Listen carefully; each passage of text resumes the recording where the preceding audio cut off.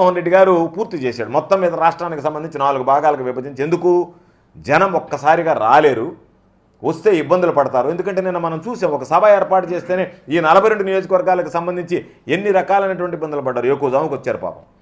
ఎవరిలోనైనా చింతాకంత బాధ ఉందా అంటే ఎవ్వడు బాధపడటం లేదు, గర్వంగా చెప్పుకుంటున్నారు.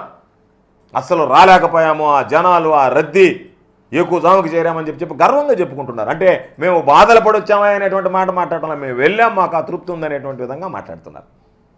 కాబట్టి 4 దగ్గరలా సభలు పెట్టి ఆయన తిరుగుతుంటే, నువ్వు ఎన్నికలకు ముందు 4 రోజులుగా ఢిల్లీలో మకాం వేసి మీరు బీజేపీతో మేము పొత్తు పెట్టుకోవడానికి సిద్ధంగా ఉన్నామని చెప్పి వాళ్ళ గడపల చుట్టూ తిరుగుతున్నాం.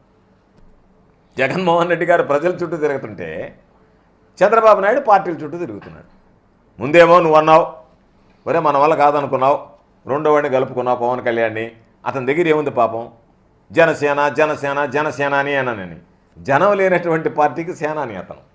జనం జగన్మోహన్ రెడ్డి గారితో ఉంటే పార్టీకి మాత్రం జనసేనకి సేనాని తప్ప జనానికి సేనాని కాదు. అటువంటి వాడిని తెచ్చుకున్నావు.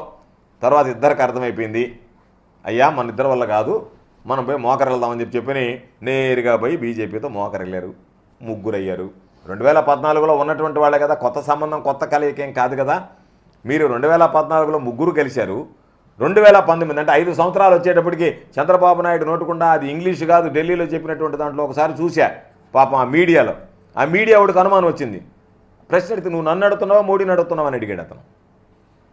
హూ ఆర్ యూ అన్నాడు చంద్రబాబు ఒకటే మాట. You are talking about Modi అంటే ఎస్ అన్నాడు. అటువంటి అనర్ఘణమైనటువంటి ఇంగ్లీష్లో మోడీని విమర్శించినటువంటి వాడివి.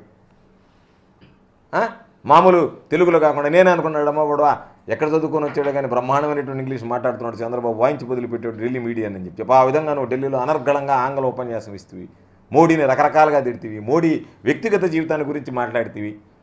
ఈరోజు అదే వ్యక్తితో పోయి మళ్ళీ నువ్వు ప్రత్యేక హోదా ఇవ్వలేదు, అది మోసం చేశాడు, ఇది మోసం చేశాడని ఏ నోటితో మాట్లాడావు, గోత్రాలు అంతమందిని చంపేశాడు, నరహంతకుడు మోడీ అని మాట్లాడినటువంటి నువ్వు ఈరోజు ఆయన చంకనాకడానికి ఢిల్లీకి వెళ్ళి చేరుకుంటువి.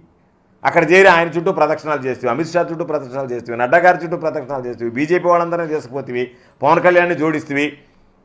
సీట్లు తక్కువైనా ఎక్కువైనా సరే పవన్ కళ్యాణ్ నేను తగ్గించుకుంటాను, నాకేం పర్వాలేదని చెప్పిన అతను మాట్లాడా. ఇదే పవన్ కళ్యాణ్ పాపం మొన్న చూశా, నేను కనుక జగన్మోహన్ రెడ్డి అనేటువంటి వాడిని కనుక తొక్కేకపోతే నేను పవన్ కళ్యాణ్ కదా, నేను అసలు పవన్ కళ్యాణ్ ఎవరు గుర్తించారు, ఎవరు అంటున్నారు. నువ్వు ఇంతమంది చెప్పావు కదా, లోకేష్ మా అమ్మని గురించి మాట్లాడాడు, నేను 2014లో మద్దతు ఇస్తే నా కోపం రాదా రాదా రాదా నా మైకును పట్టుకుని సగం పట్టిందాం అనుకున్నాను నేను. ఎట్టపోయింది ఆ సగం, ఏమైపోయింది ఆ సగం? ఎందుకని నువ్వు ఆ రోజు మాట్లాడేటువంటి వాడు మరలా 5 సంవత్సరాలు తిరిగేటప్పటికి మళ్ళా పోయి వాళ్ళతో చేరావు. నేను అనుకున్నా పవన్ కళ్యాణ్ చాలా గట్టిగా మాట్లాడుతున్నాడు, లోకేష్ని చంద్రబాబుని చొక్కా పట్టుకుంటాడు, కాలర్ పట్టుకుంటాడు అనుకుంటే చొక్కా కాలర్ వదిలిపెట్టి కాళ్ళు పట్టుకుంటాడు. నువ్వు ఆ రోజు మాట్లాడినటువంటి విధానం చూస్తే ఏ విధంగా ఉండింది, ప్రజలందరికీ ఇప్పుడు కూడా వీడియోలు ఉన్నాయే. ఓయమ్మ నేరుగా పోయి ఇంటికి పోయి చొక్కా పట్టుకుంటాడేమో, కాలర్ పట్టుకొని లాగుతాడేమో ఒక్కొక్కరిని అనుకుంటే అవి వదిలిపెట్టి కాళ్ళు పట్టుకుంటే లాస్ట్కి వచ్చేటప్పటికి. కాబట్టి 2014లో మీరు ఒకటయ్యారు, 2019 వచ్చేటప్పటికి ముగ్గురు మీద వెరసకపడ్డారు. మరలా 2024 వచ్చేటప్పటికి సిద్ధాంతాలు లేదు, ఏమి లేదు, గెలుపుకి ఏదో ఒక విధంగా మనం బలహీనంగా ఉన్నాం. కాబట్టి జగన్మోహన్ రెడ్డి గారిని ఓడించాలంటే ఇవన్నీ మర్చిపోయి మనం అందరం ఒకటయ్యి ఏదో ఒక విధంగా జగన్మోహన్ రెడ్డి గారిని ఓడించాలని చెప్పి సిద్ధాంతం లేదు, నీతి లేదు, నిజాయితీ లేదు, ఏమీ లేదు. అందరు కలిసి ఒకటే మరలా ఈరోజు మేము జగన్మోహన్ రెడ్డి గారి కూటమిగా ఏర్పడి జగన్మోహన్ రెడ్డి గారి మీదకి పోతాము అని చెప్పి మాట్లాడేటువంటి పరిస్థితి ఉంది. కాబట్టి నువ్వు జెండా సభ పెట్టావు, జెండా సభకి జనం రాలే. నువ్వు చంద్రబాబు నాయుడు జెండాలు మార్చుకుంటే జనం మారదు కదా. మీరిద్దరూ జెండాలు మార్చుకున్నారు, ఆయన జెండా నీకు ఇచ్చాడు, నీ జెండా ఆయనకి ఇచ్చావు, బాగానే ఉంది. జెండాలు మార్చుకున్నంత మాత్రమే జనం మారిపోరు కదా.